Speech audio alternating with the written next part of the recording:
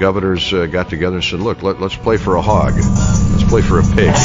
Ben and Eric gather at their laptops. One's a Gopher, one's a Hawkeye. Hello, everybody. Welcome to the Pod of Rosedale, a bronze pig full of hot takes. I'm Ben, the Hawkeye fan. We've got Eric, No, not Hawkeye. What team do you support again, Eric? What is it? I support Fall Out Boy, the band that sings the Saturday Night song. That's what I support. What's worse, Fall Out Boy or the Gophers' performance on Saturday? Rank them for me. That is a tough one. At least Fall Out Boy wasn't terrified to even sing their song, so I guess I'll go with Fall Out Boy.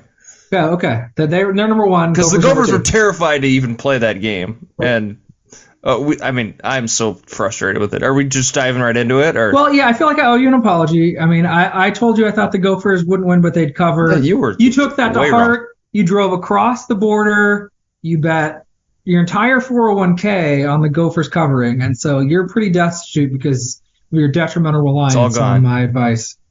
Yeah, no, that was a bad call by me. The Gophers were even far worse. That was pretty bad. I don't really have enough adjectives to describe just the depths of how bad it was. I've never seen a game where the other team was just literally playing not to get blown out. I've never seen that before. Have you ever seen that? Yes. I mean, Iowa's done that a few times. It was the most cowardly coaching, play calling. They were trying to run the clock out in the second half, or I think it was at the end of the first half. Just because they were, 24-10 or something like that, to try to keep it close. They weren't trying to score to tie the game or whatever. They were just trying to not get blown out, not give them the ball back. It was atrocious. How'd that work out? Did the Gophers avoid getting blown out? No, they got blown out anyways. And Kelly Akmanis was just complete garbage. He was 5 for 16 for 52 yards. This is the starting quarterback for this team. Has still not thrown for 200 yards in a game. They had 170 yards total as a team. Offensive ineptitude, atrociousness. There's no other way to describe it. It's awful. It's rock bottom almost. You're not giving them any credit for playing one of the 5 best teams in college football. You're not going to give them a slight pass that just. You're at home. At least do something instead of run, punt, and throw passes out of bounds just to try not to get blown. They're literally just trying to run the clock out the whole time so that the score didn't balloon to 70 to whatever, 10 or whatever it was. Yeah, I mean, 52-10 is the final score. It very quickly got, it started bad and it just got worse, and then the bottom fell out in the second half. So it's awful. Yeah, it's not a lot of passes. It really is a lot of running plays. When you throw 15 passes when you're down by 40 points. What are you doing? Try to at least air it out. Try to do something to generate some offense. Usually teams that get blown out, there's garbage points, And I assume Michigan had their third string guys in there for the second half, and you still couldn't complete a first down. Yeah, you reach a point where, okay, yeah, you're not going to win the game and you're not even going to come back, but why not treat it like a scrimmage at that point? Say, hey, we're just going to try some stuff. Some of it might not work out, but let's just get some good reps here. Let's get some the quality reps thing. That's fine. Maybe it won't work, and maybe we'll throw 2 more interceptions, but fine. We're going to the passing game needs some work. This is better than just a scrimmage. Let's do it. Yeah, I don't get it. It's a very low amount of pass attempts. Even Iowa, as bad as they are, think of the Ohio State game last year, or even Penn State this year. The game got out of hand quickly. Iowa was blown out and outclassed by those two teams. They still passed the ball a bunch. They were bad at it. It didn't help. But they did pass quite a lot. Especially when the whole season, that has been kind of the bugaboo with this team, is that they just really can't pass the ball. They haven't even tried to throw it downfield hardly at all. They can't can't string drives together. Can't get first downs. Just can't make any offensive plays at all. So, try it. I don't know, try it. Yeah, Michigan's better than them. Of course, we knew that. But you're at home. You're getting blown out. Just try something. Try to air it out. Throw a couple deep passes. Can you even do it? Can you even throw a deep ball? I don't know. I've never seen him do it. Awful. I haven't had a good Eric Lane rant in a while. I mean, I don't relish in your pain, but There's something just familiar and comforting about Eric being angry about sports. I mean, if you're a fan of the Gophers, like, there's no other way to feel about it. Like, if you watch the game, you would have to be frustrated. I don't know how sure. PJ Fleck isn't frustrated. Sure. With himself. No, I mean, the box score is just not pretty. I mean, not like I watched much of that game. It got out of hand quickly enough. But, I mean, 400 yards for Michigan and Minnesota didn't. I turned it off, too. I'm not going to sit there and watch that shit. I mean, 15 pass attempts is really just very, very few. And it's not like they put in the backup and then the backup aired it out. He was the only quarterback. Well, I think maybe they had one other pass play or something like that. But Cali McManus played the whole game. So given where the Gophers are at, I mean, there's this game. I hear your frustrations. Yeah, your team getting blown out isn't fun. Iowa losing 31-0 to Penn State was not fun either. Where does Minnesota go from here? I mean, you got Ohio State on the docket. You got a lot more winnable games outside of that. I don't think Wisconsin's winnable. I don't say that to hurt you, but I don't know that. I don't think it's winnable for Iowa either. So you got maybe what I would call two almost for sure losses. But where does Minnesota? I mean, how do they pick themselves up from this and get better? The only thing to make this season somewhat salvageable is you beat Iowa or Wisconsin. I mean, that's really the only thing. So that's all that matters. That's literally all that matters for this season. You win one of those two games. If you lose both of them, I mean, there's a scenario where they don't win another game. Maybe there's some. I mean, Purdue is not very good. Illinois is not very good. Are they a lot worse than the Gophers? No, but it's winnable. Illinois, I know, but I'm saying there's a scenario where they don't win another game. They finish this season with 3 wins, and I think Fleck's gone. Wow. Okay. Interesting. So we're really. How can you keep him after this many years and they're not any better? Man, we really okay. Now I'm feeling bad because I don't think that's gonna happen. I don't think they're gonna lose the rest of their games. I think they beat Wisconsin or Iowa and maybe beat Illinois and Purdue. I mean, they're gonna lose. Maybe they beat Michigan State. So there's also a scenario where they win 5 of their 6 next games. I don't know. Yeah, well, I think Minnesota's floor is. I think worst case scenario to me is they go 6-6, and I guess they lose to Iowa, Wisconsin, Ohio State.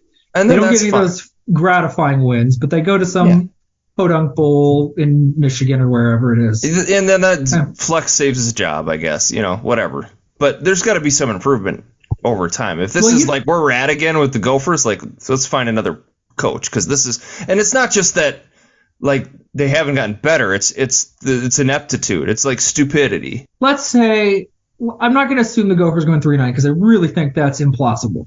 There's just the Gophers have a lot of struggles, but there are quite a few winnable games in this season left for the Gophers. Let's say the Gophers finish 5-7 and miss out on a bowl game, and that none of those wins is against Iowa or Wisconsin.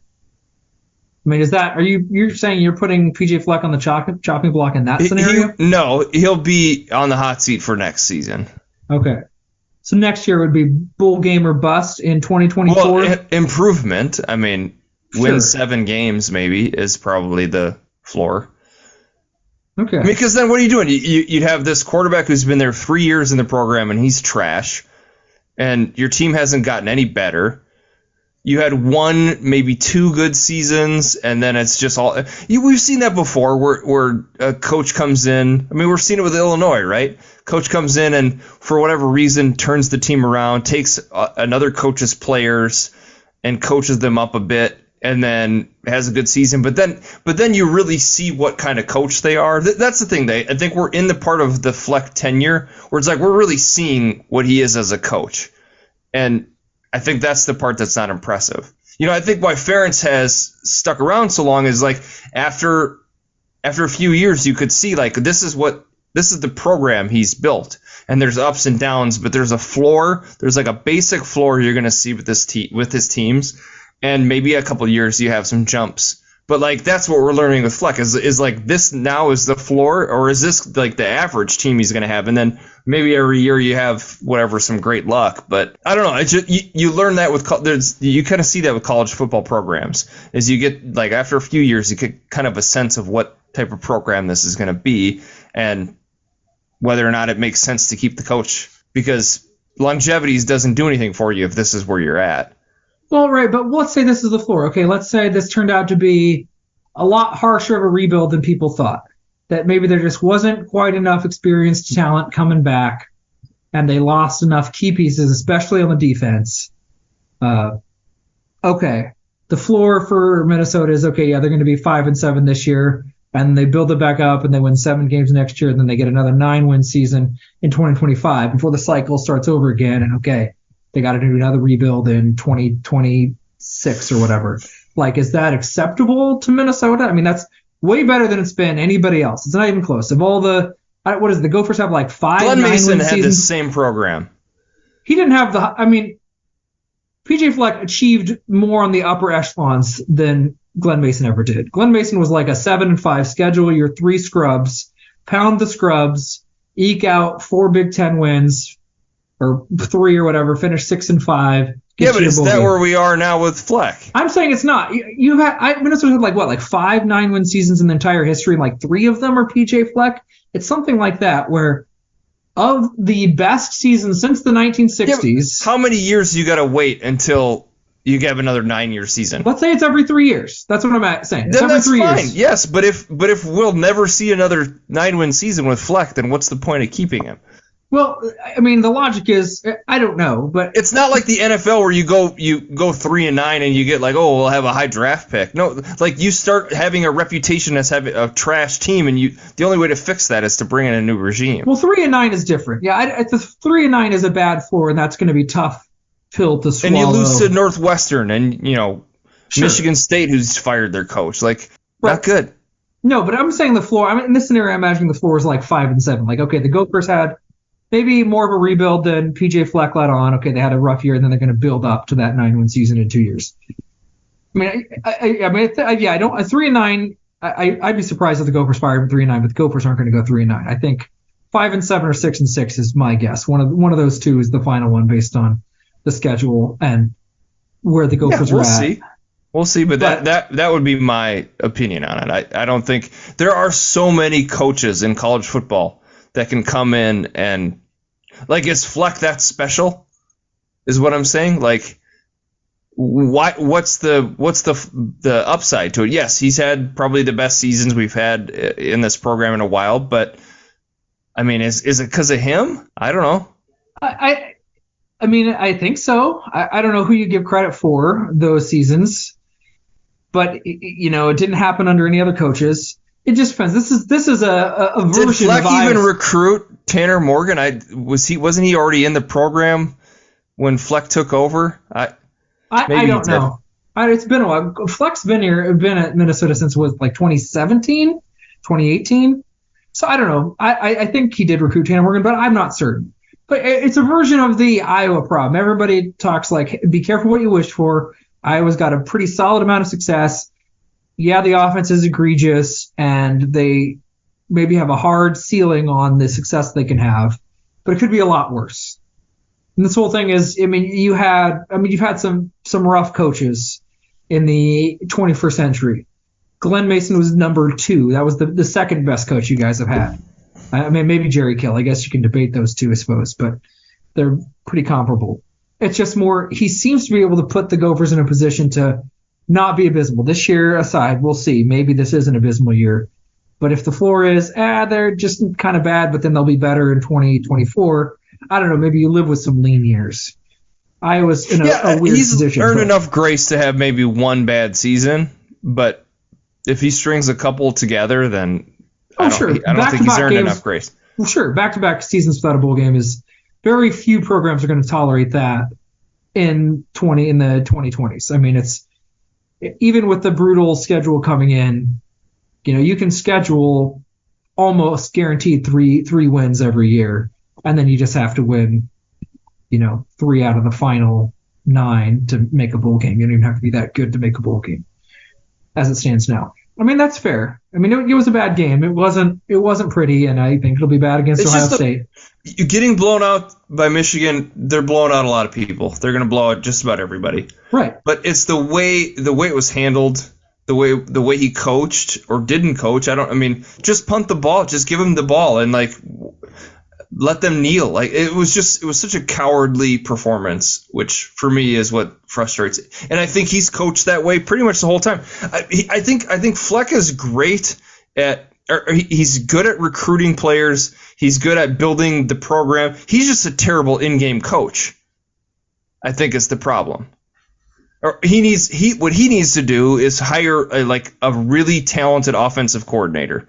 Find somebody who knows what the fuck they're doing and how to call plays and how to coach an offense, which, segueing over to your favorite team, they don't need a new offensive coordinator. They got the best in college football. Well, I mean, so you're saying in a different way some of the frustrations that Iowa wins a solid amount. I mean, last year wasn't great, but they still won more than they lost. Okay. And they were in the Big Ten championship game 2 years ago. Pending this coming game on Saturday, which will, I think, definitively decide who's going to win the Big Ten West. This weekend is the Big Ten West championship, I think. Like, after that, we'll know. But they're going to, they're in the running at this point. If they lose to Wisconsin, they'll be out.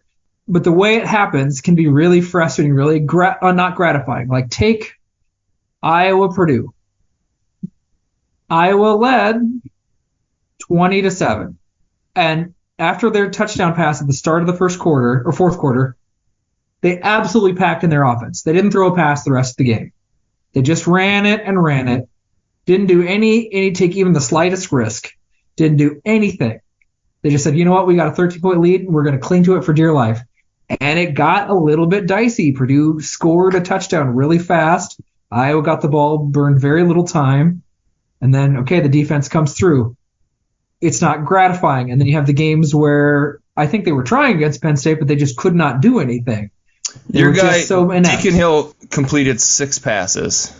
Which is more than your guy completed. I'm just going to point that out. Right, but you win the game completing only 6 passes. It's crazy. And none to a wide receiver. 5 of them were to one player. Correct. Eric All. And 1 was to a running back. No, didn't complete a single pass to a wide receiver. Yeah, it's not great. And won the game. Yeah, it's not great, but they got enough big runs. I think Purdue's defense is frankly bad. It's a bad defense. Minnesota's defense is also bad. Northwestern's defense is bad. There are some bad defenses. Illinois' defense is bad. There's just not as many great defenses this year in the Big Ten West. But, I mean, they just gave up. They got burned badly on some counters. And that's great. And Iowa built out just enough of a lead to cling for dear life. Deacon Hill made just enough plays for Iowa to win. But it's not gratifying. It doesn't feel good, and it's not fun. Sometimes it's really stressful and miserable. And you see these low-scoring games that aren't entertaining, and watching your team have the ball and do nothing. I mean, do absolutely nothing. On second down passes, Iowa passed it. I don't know if it's 7 or 8 times. Let's say it's 7. Iowa. Yards per pass play on second down for Iowa, 1.5. That's how many yards they got. They completed 1 second down pass all game. That's so bad. It's terrible. Fun stat. Deacon Hill's QBR was 2 in that game against Purdue. What's Caliac? 5.3. He had a higher QBR, and he was 5 for 15 for 52 yards, and he threw 2 interceptions. He did throw 1 touchdown. So did Deacon Hill, but I don't know why that works out statistically that way. So here's the thing. So Deacon Hill threw 21 passes. 6 of them were completions. 2 of them hit players in the hand, including the interception. I mean, it doinked off of a guy's helmet and bounced right to a defender. The interception was one of the few not bad throws, but Deacon Hill's other 13 throws, they weren't catchable at all. They had a 0% chance of being completed by anybody. They were just airmailed completely off. So I think that I didn't see all of Caliac-Manis's throws, but when 60-some% of your throws have a 0% chance of being completed, I get the QBR being as bad as it was. I'm not kidding. There was just no chance on some of these throws. And he threw them. Again, they were airmailed. So some of those are going to turn into interceptions in the weeks to come. And you win the game, though. You win the freaking game. Well, Cooper DeJean makes plays. Purdue's quarterback kept hanging on to the ball and doing dumb stuff. twice he threw the ball backwards over his head to avoid a sack, and it was just the guy just didn't want to give up on a play. It helped them the one time when they scored a touchdown at the end of the first half, but the other times it was just disastrous when he just piddled around in the back. Iowa's defense is really good. The difference between Iowa and Minnesota is that Iowa has a consistently great defense. That's it. And special teams too, I guess. Otherwise, Iowa would be, 3-3 themselves or 2-4. But the defense is just constantly excellent. It's bizarre. You promised Iowa fans that Brian was going to be fired at halftime. Purdue was going to be up 17-3. Didn't work out that way. But Iowa got the win. He's behind on the points watch. Did you see that? Yeah. Was it the halftime when they did the halftime crew had the little chart, the points watch chart? Was it I didn't see it. Was it the one where it's like the yodeler on the mountain? No, it was like a thermometer. It looked like they were filling it up, and they were like making a point that it wasn't to scale. But my favorite is it's like the Price is Right one. Like there's an old Price is Right game, or maybe it's still happening, but it goes up the mountain, and you have to try to not go over. Anyway, it's like him scaling a mountain. Okay. Anyway, I think he needs 27 points the rest of the way a game. Nope, fell behind. He scored 20. So. Yep, it's not good. I mean, if he hits it, Iowa will probably be in the Big Ten West championship game. But I don't think that's going to happen. There are 3 bad defenses left, 2 good / decent ones, and then 1 great one left on the schedule. It's going to be tough sledding, especially. But Iowa won. Iowa's 5-1. Again, I think 8-4 is the floor. I think Iowa ultimately goes 9-3 and misses out on a Big Ten West championship, but gets a decent bowl game. But let's. I don't have anything new to say about Iowa. They get big plays, and otherwise everything's terrible. They had 4 really great runs on the first down. Everything else was terrible. They had 3 really good passes. Everything else was terrible. I mean, that's just they get just enough big plays on offense. But if you could have said here on October 10th that Iowa is the only game they lost to was Penn State, you'd be like, perfect. Well, sure. Perfect start to the season. That's kind of what I predicted. I mean, I don't know. I'm not that shocked. This is what Iowa does. Yeah, I mean, they're not as good as Penn State. I don't think they're as good as Wisconsin. They're probably better than everybody else on their schedule, not by much. And their style of play is infuriating, and it's going to cause them to slip up sometime against a team that I think is worse. But they're still going to be 9-3, and you're like, well, am I going to get mad about a 9-3 season? You have the best possible schedule coming up. If you went back season after season, and Iowa we're at the midway point, right? Had a 1 loss at the midway point of the season, and you looked at the rest of their games, you could never say they had a better chance to go win the rest of their games. I mean, the team aside, how good the team is or who the players are aside, just looking at the schedule and looking at their current record, I don't think Iowa's ever had a better shot. Right? Am I wrong about that? Am I wrong too? No, you're correct. No, you're not correct. You're correct. I mean, it's basically like a duplicate of 2021 almost. Iowa played Penn State, but at home that year.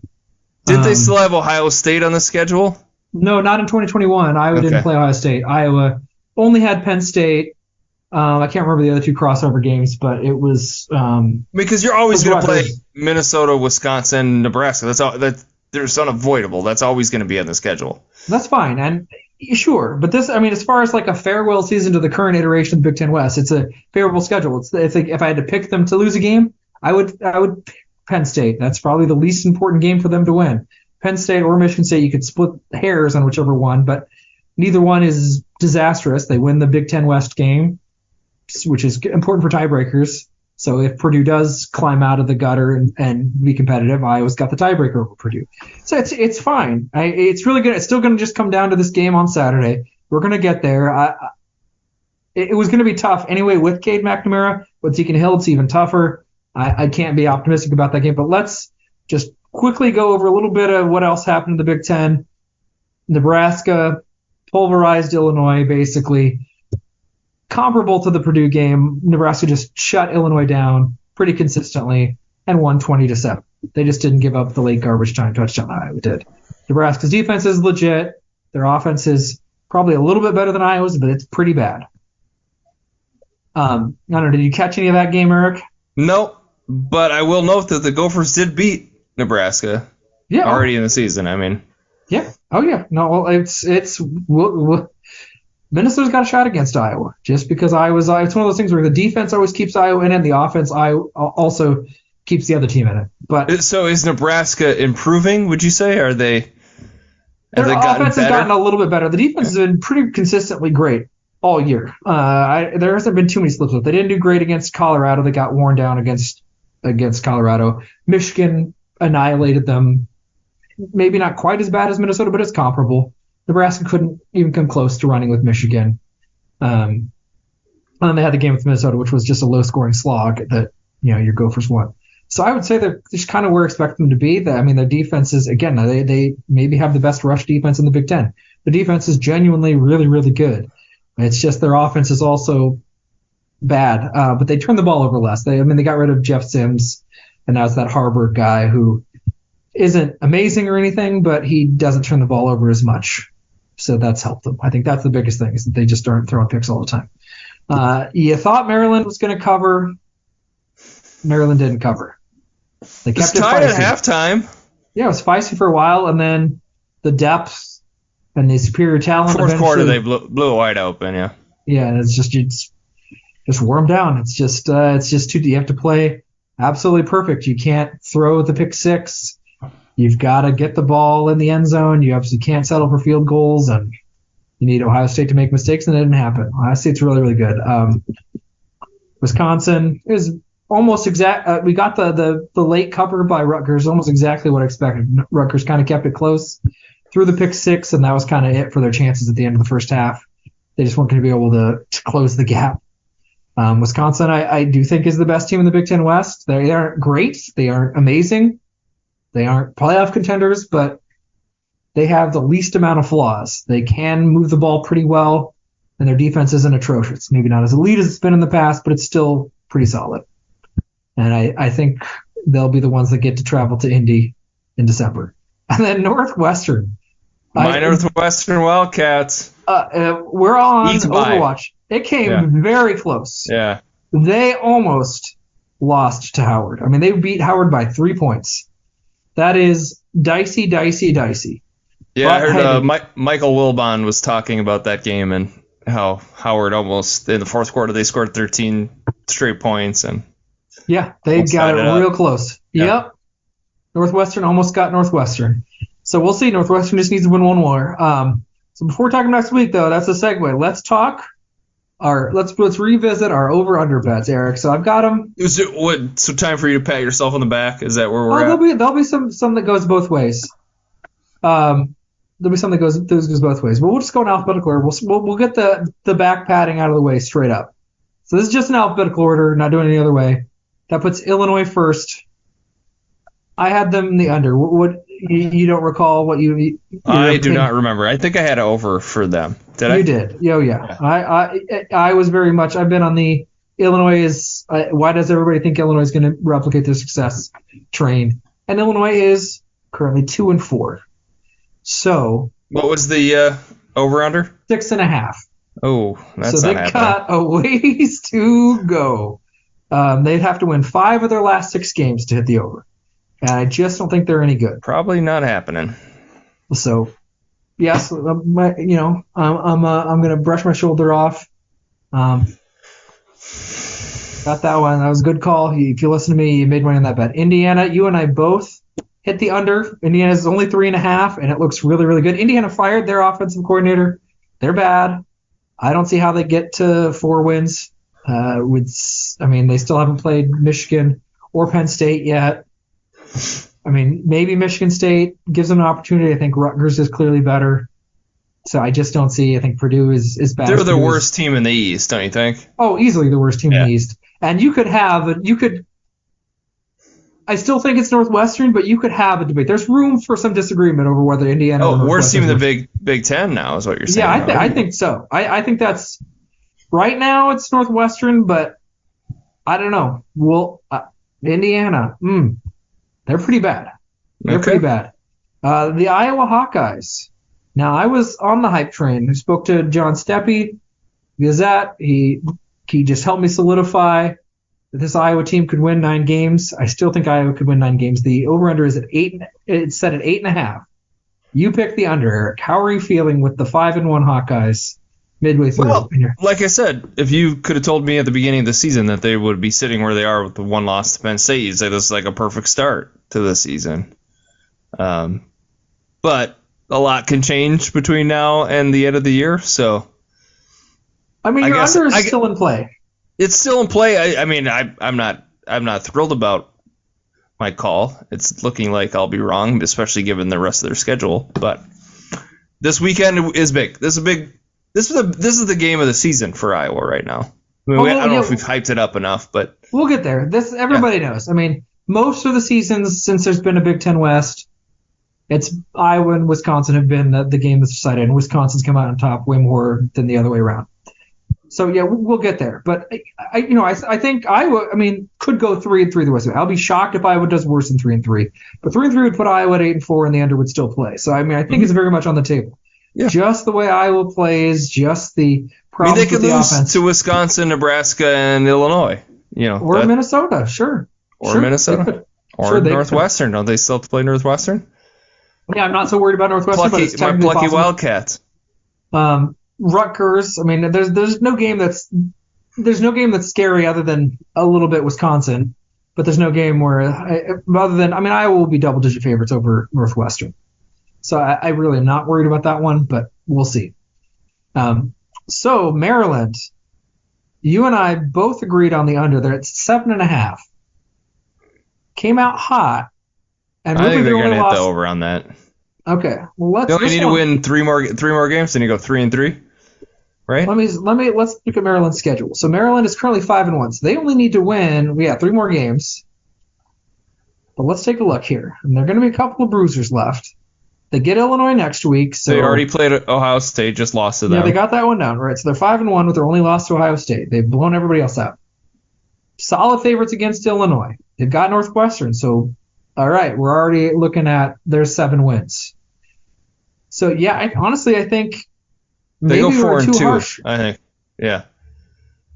I think pretty harsh. They I don't think they're going to beat Penn State. I don't think they're going to beat Michigan, and I do think they maybe slip up somewhere else. But even then, that's 8-4, and that gets you there. Yeah. This Maryland team is They'll really finish good. 3-3 or 3-3 or 4-2. That's what I would guess.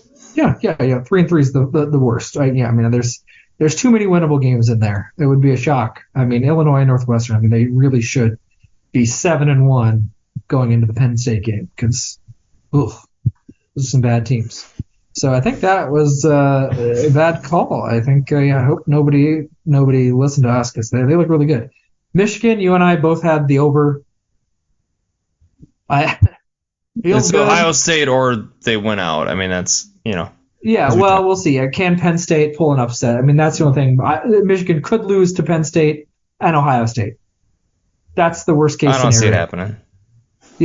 So you think Michigan's number 1 in the Big Ten? You think Michigan beats both those teams? Yes, I do. Okay. Right now, it looks like that way, but we'll see. I think they lose one of those games. I think there's going to be maybe a round robin situation at the top. Michigan State, we both had the under. So far, it's looking good. Yeah. Michigan State's only got 2 wins, and you squint and you think, okay, yeah, maybe Michigan State could. That was before the Mel Tucker situation, right? Wasn't it? Correct. Yeah. And so maybe the Spartans can beat your beloved Gophers. Maybe they can beat Rutgers. No, it's not happening. Don't say it. But there aren't, and they can beat Indiana, and then you're at 5 if they win those 3 games. They're not beating Penn State. They're not beating Michigan. They're not beating Ohio State. That's 6-6 already right there. I don't think I think they already lost to Maryland. So, I just don't see a lot of opportunities to get there. No. So I think that feels good. Here's the good. You and I both, this is what's interesting about your reaction to Minnesota. You and I both, over-under for the Gophers was at 7 to start the year. You and I both picked the under, Eric. We both thought they'd win less than 7 games. And 6-6 is very much on the table. They have a bad schedule, but we'll see at the end of the year. But the loss to Northwestern, are they also going to lose to Illinois? That's what I'm saying. If they finish 3-3 the rest of the season, okay, then it's not so terrible. But that's if they finish 6-6, that's what you expected, right? I mean, that's gotta be what your assumption was. If they lose 5 of their next 6 games, then it's a disaster. We just talked about it. We already talked about it. Right. 4-8's bad, but I mean, I don't know how. I mean, however, the cowardly play calling aside, or just the I don't know. We just don't want to get embarrassed. And they also beat Nebraska on a lucky ass catch at the last second, so they really should have lost that game too. Sure. I mean, yes, the final score shows them as the winners, but that was some Isn't lucky that important? bullshit. I mean, yeah, but it was some lucky bullshit. They really should have lost that game. Lucky bullshit counts. Lucky bullshit might go against. Lucky bullshit can go both ways. I mean, it's not if you're a good team, you don't need lucky bullshit. Lucky bullshit happens to everybody. If you're in the NFL, lucky bullshit matters. Where the ball bounces matters. Purdue, I mean, I don't believe the. I mean, luck matters an awful lot in a game where the talent gap is very, very small between a lot of teams. The way it bounces is really huge. Like Purdue, and this doesn't matter, Iowa won, but there were a couple of bounces. There's 3 fluky plays that could have absolutely gone against. They had 2 fumbles that bounced right back to the quarterback for Purdue. That could have made it a lot worse. A pass was deflected, but went right to a wide receiver for a big gain. I mean, that kind of stuff happens. I don't know. The Gophers kept it close. Nebraska got lucky earlier in that game when they did the trick play and it bounced right back to the quarterback instead of bouncing weirdly and busting up the trick play that ultimately got Nebraska its touchdown. I mean, it plays all throughout the game. That's whatever. I think Minnesota finishes 6-6, which is really right in line with what you thought. Okay.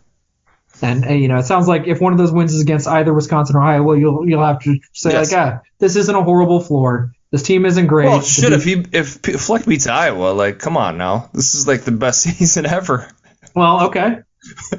If that's where you put it, that's where you put the standard. Okay, fair enough. Now here's where to end that streak, boy, that would be something. I bet it would feel pretty good. And I think even though I think this is the worst Gopher team since 2020, I think it might happen that even though I think I was clearly better than Minnesota for the first time in a while, it could happen this year. Anyway, Nebraska. Here's where it gets in. Nebraska's currently at 6.5. You and I, well, not currently. That's what it was at the beginning of the year. You and I both picked the under for the Cornhuskers. And they're 3-3, same as the Gophers.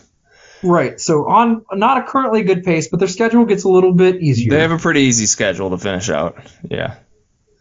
And their defense is excellent. Especially the rush defense. Maybe their pass defense isn't superb or anything, but they'll win 3 more games. But that's not enough, so we're feeling good. You think they split the rest of the way. They go 6-6. They're not going to win 4 games. Yeah. So that's okay. That's really kind of what we thought. I mean, is they make a bowl game for the first time in a long time, but it's not enough to hit the over. Yep. Okay. Yeah, I think we're right on there. Yeah. Now here's Northwestern. Over-unders at 3. My under's already busted. The under's already gone. They can't. So hold on. You got that wrong. I got that wrong. You were 100% incorrect. Well, I guess not yet, but you will be. No, I am wrong. No, because the under we were talking right. It was 3, right? Yeah. So I'm wrong. You could also be wrong. You need Northwestern to win one more game for me to be right, and I'm going to throw a party in your honor when that happens. Please do. Right on Main Street in Des Moines. Is there a Main Street in Des Moines? No. I don't know. Not downtown. What's the big downtown street? Like First Ave or something? What do you call it? Court Avenue is where some bars are. Probably, I guess, if you make me pick a street in Des Moines, that's what I'll say. But somebody who's more of a Des Moines wonk can have a different opinion. I don't know. But okay. So do you think they get that win though? Yes. I mean, okay. Call your shot, big guy. Who does Northwestern beat to hit that over? They're going to beat Iowa. Oh, okay. They're going to beat Iowa. Ooh, coming right after the Hawkeyes. No, it'll probably be the last game of the season against Illinois. Ooh, I like that. This is going to take till the very last game. Oh, it's going to be it was like Thanksgiving weekend or what? Yeah.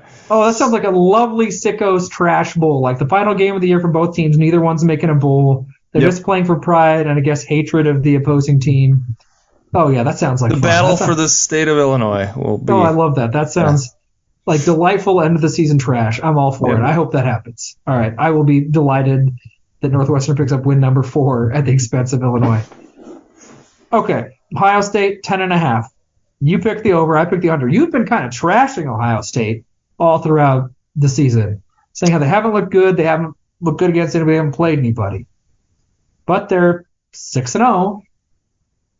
They still really haven't. I mean, they beat Maryland and they beat Notre Dame. So, your 10? You said it was 10.5. Yeah. So they're still going to hit the over. They'll hit the over on that. So they're just going to lose to Michigan. That's it. I think so. Okay. I think so. Yeah. Nobody else is going to upset them. They'll beat Penn State, don't you think? We'll see. I don't know. I mean, they're at home. They're going to win that game. I mean, yeah, I guess probably. Ohio State's offensive line isn't great by their standards, is what I mean. I don't know. I think it's possible, but yeah, I ultimately think those teams are going to beat each other up, and I think Penn State's going to be one of the two. They have the best receiver in the country. Oh, he's ludicrous. Yeah. I mean, he took maybe the game best over. College receiver ever. I don't know. They just absolutely took the game over. It was like, okay. It's like, did you just not realize you had Marvin Harrison Jr. on the team the whole time? For those who maybe don't know who we're talking about, Marvin Harrison Jr. Yeah, well, what are you doing in the first half? The son of the Hall of Fame wide receiver Marvin Harrison. Why aren't you just passing to him all the time? Is it really that? You don't need to be that clever. He's just that. Just toss it up to him. He'll get it. Yeah, it's that guy. Okay, so you're feeling good. Hey, I'm not proud of my under bet. I was hoping Ohio State would stumble at Notre Dame and it didn't happen. Did I say over then? You said over. Yeah, you said over. So I'll be right about that too. If they lost to Notre Dame, I'd feel great. I think if we're looking at it, I'm going to have a better prediction than you. Right? Well, let's see here. You're wrong on Northwestern. You're wrong on Ohio State. You're wrong on Illinois. I'm right. We're both right on Indiana. Which ones were we different on? The ones that we're different on. Illinois, different. I feel really good about winning that one. It's not over yet, but I feel good about it. Iowa, we're different. I feel okay about it. Not great, but feel okay. Other ones that were different. Northwestern. Ohio State, Northwestern. Okay, yep. We're different You're on wrong those about two. those. And now a nice segue. We're different on Penn State. You have the under for Penn State. I had the over. It's 9.5. Ooh, I said under. Man, that means they need to lose 3 times. They need to go 3-3 the rest of the way. So not only do they have to lose to Ohio State and Michigan, they will. They got to lose to one other. I feel all right about that. They just got to lose to one other team. Who are they going to lose to? Maryland. At Michigan State. I'm feeling all right. I'm they're feeling definitely not losing at Michigan State. Rutgers. Okay, I feel really good. So anyway, I think that one's going to come in my favor. UMass is a powerhouse. Oh, they still have UMass on the schedule? They play them this weekend, UMass. Oh, gosh, yeah. Ugh. Well, where's win number 7 for Penn State? It's a trap game. Trap game right before Ohio State. It's a trap game. Yeah, okay. I'm sure. Okay, so this is going to be interesting. I feel all right. I'm okay. I'm all right. Purdue. I'm not hedging my bet yet. I'm not cashing out yet. Okay, I think I'm looking at this, and I think I'm going to come out ahead overall. No, you're not. Purdue, over-under was set at 5. I said had over, the didn't under. I? Like you an said idiot. the over. Oh, what a dummy. That was really stupid. So Purdue has won 2 games. They're 2-4. So Purdue's got to win to hit the over. They've got to win 4 of their last 6, and they still have Ohio State and Michigan on the schedule. I'm going to point that out. Well, so they lose to them, and they beat Nebraska, Minnesota, Northwestern, Indiana. Yeah, bank it. So you feeling good about that one? No, not at all. That would be one I would cash out on. You and I both picked the same for Rutgers. We had the under, and I think we're both going to be wrong on that one. Yeah. I think Rutgers is better than I envisioned. We're wrong on that one. And then here's the last split. I mean, I think this is where your hatred blinded you. Wisconsin 8.5. You had the under. I had the over. Oh boy. 8.5 though. Just look at Wisconsin's schedule. So they've got They're Iowa. They're going to lose to Ohio State. And okay, that's your second loss. They need to lose 4 times total. So that's your second loss. Then they'll lose to Minnesota and Nebraska. Oh, okay. I don't think so. They're not that good. What is this all of a sudden you think Wisconsin's a great team? First of all, they're not a great team, but they're a good team. They're like a decent, maybe solid, maybe even somewhat above average team in an absolute crap division. Well, okay, are we done with the over-unders? We did enough. We did enough, but I'm going to... Because let's segue to this is all that matters here. We're an hour into this thing, and we haven't talked about what really matters, which is the game on Saturday, Iowa. Well, let's just get rid of the other dumb ones. I mean, Wisconsin's blown out everybody that isn't Washington State. Wisconsin's won comfortably. It's not a great weekend for like important matches. I mean, Indiana, Michigan's a blowout. Ohio State, Purdue's a blowout. Michigan State, Rutgers might be kind of interesting, but who cares really, right? Penn State and UMass. I mean, why even play that game? That's the lamest game. Yeah, Maryland's gonna blow out Illinois. Yeah. You're right. So there's just no games. There's nothing worth talking about except Iowa, Wisconsin, which is basically the Big Ten West championship game, right? No, it is the Big Ten West championship game. It's done. I mean, if Iowa doesn't win, you can talk yourself. I mean, realistically, you can talk yourself into Wisconsin losing like 2 Big Ten games after that, like Ohio State, and then maybe they stumble. But they'll have the tiebreaker. So the tiebreaker over Iowa. It's like winning 2 games, yeah. Yeah, and I mean maybe if Nebraska went on a run or something, or Minnesota does.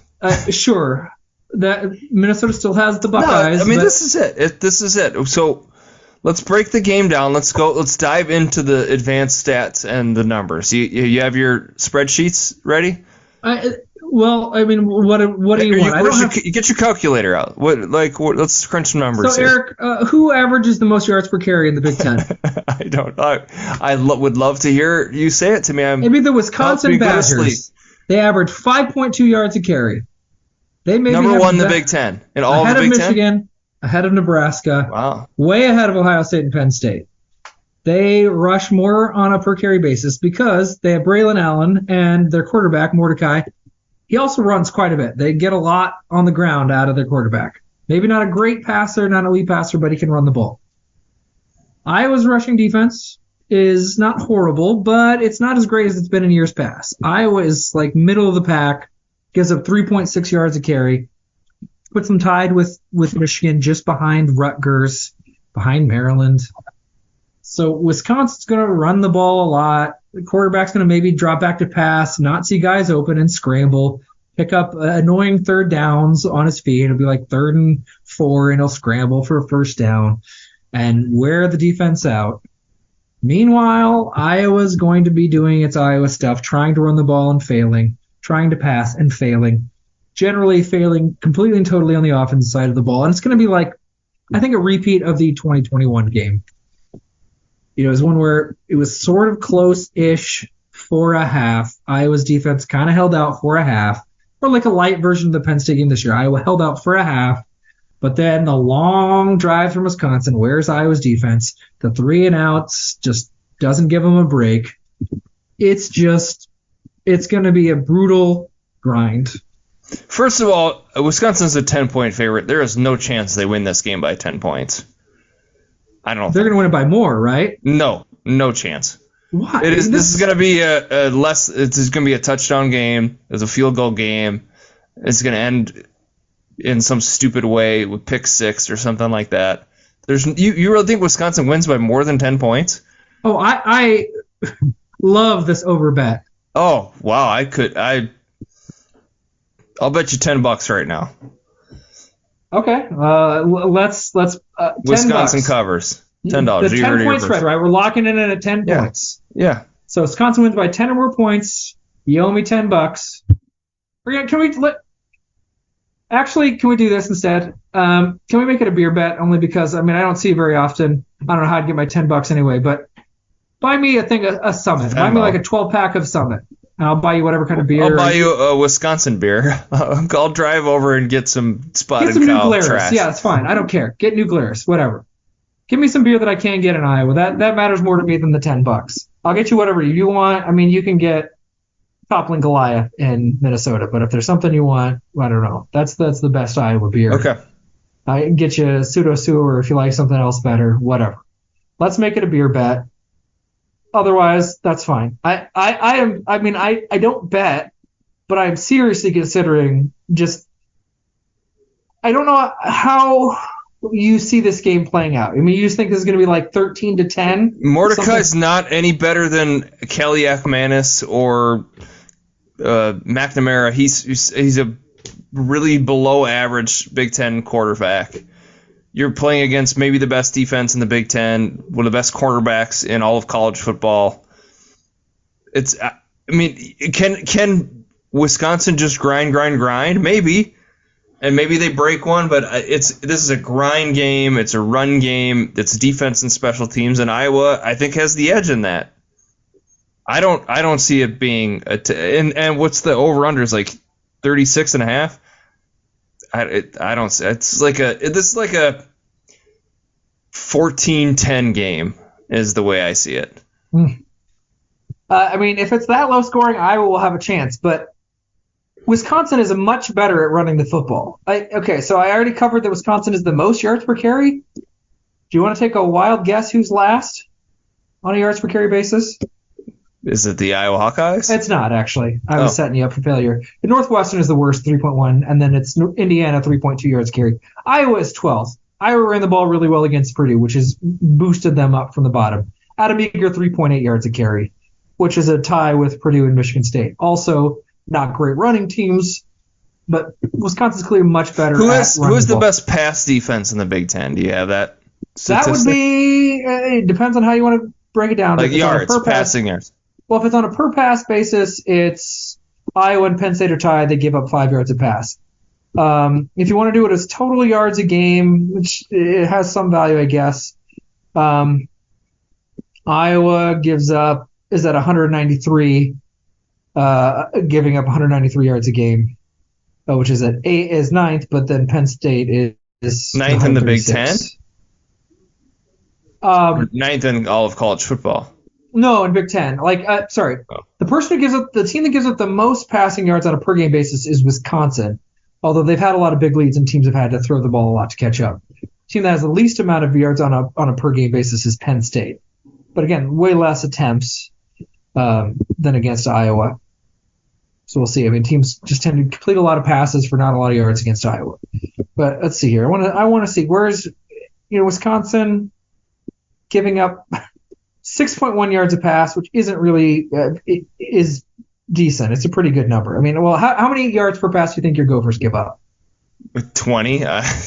Well, that would be like I don't know, 12, 11. I don't know. That still would be insane. 7.9. They're last in the Big Ten. 7.9 yards a pass. They're worse than Michigan State, Indiana, and Purdue and Northwestern by a substantial margin. When you talk about it on a per pass basis, it's bad.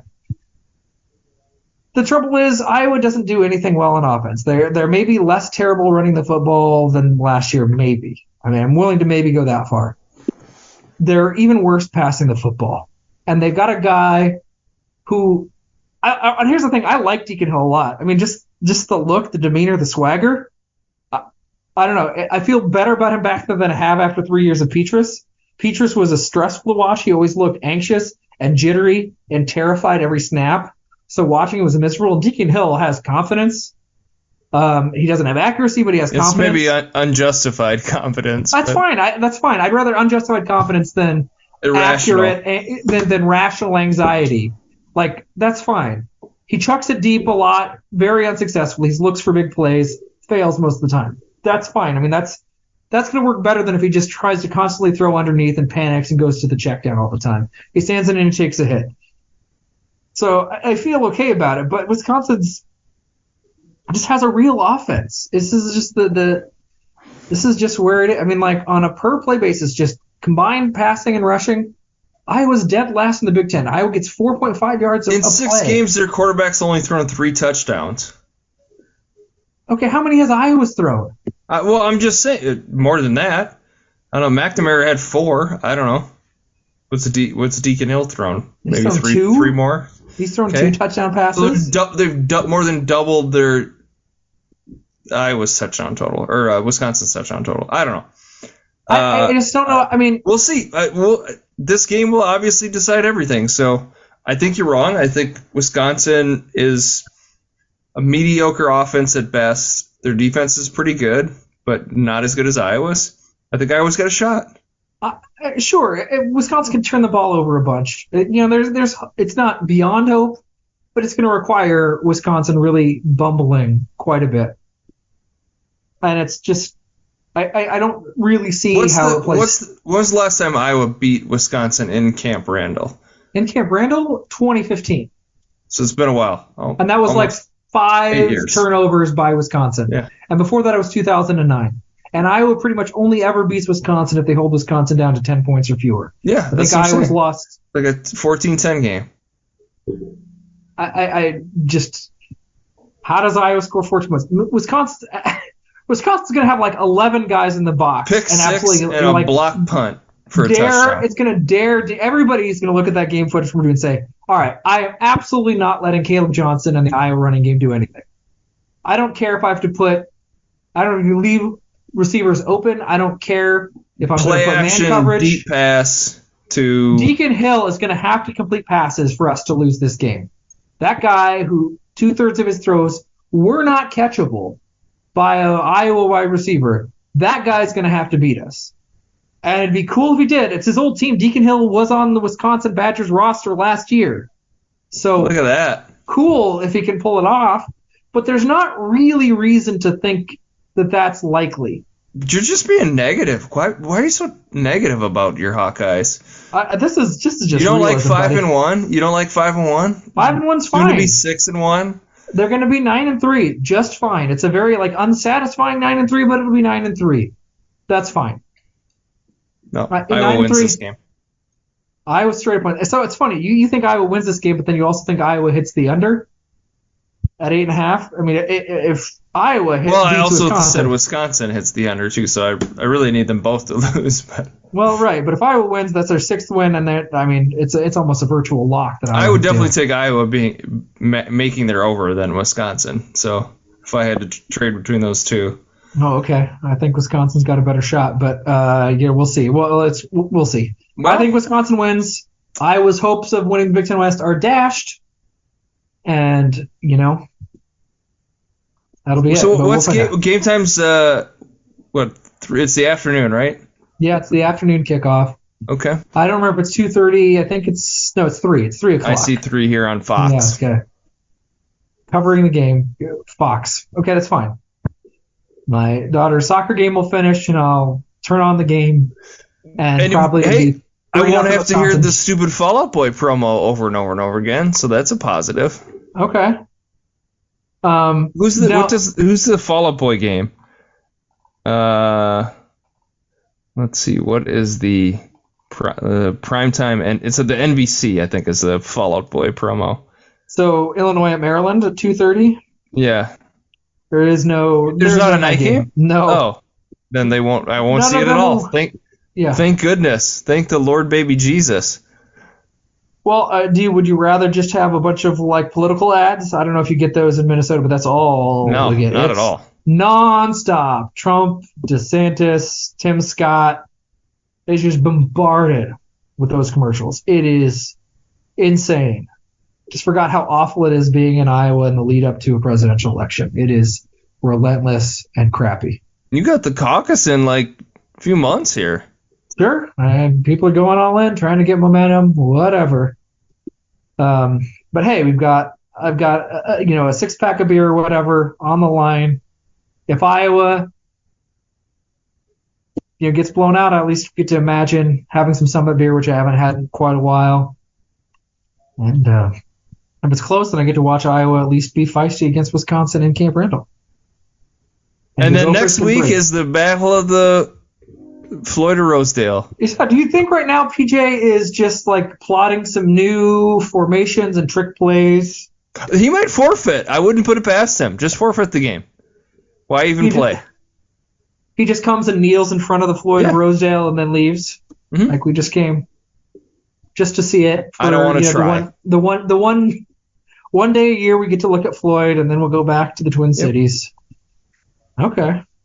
Yeah, we'll have some fun in a week. We'll get to see. You get to lick your wounds and try to have a bounce back game against Iowa, and it feels like a must win. Yeah, because the Gophers have a bye, right? Right. Yeah. The Gophers aren't doing anything this week. They're chilling. They're going to an apple orchard, enjoying. Extra week to scout the Hawkeyes. Ooh, they're going to need it. Danger. There's a lot of nuance. Danger, a full extra week to scout Deacon Hill. Oh my gosh. Well, we get to see how it plays out this upcoming Saturday. Go Hawks. Thanks for listening. Rate and review. Subscribe. Thanks to Rivals. Go Iowa Awesome. And everybody for listening. We love you. Love you. We're excited to keep doing this. You are loved and appreciated. You do. Anybody that listens to our nonsense, we appreciate it. All right. Have a great weekend, everybody. Peace.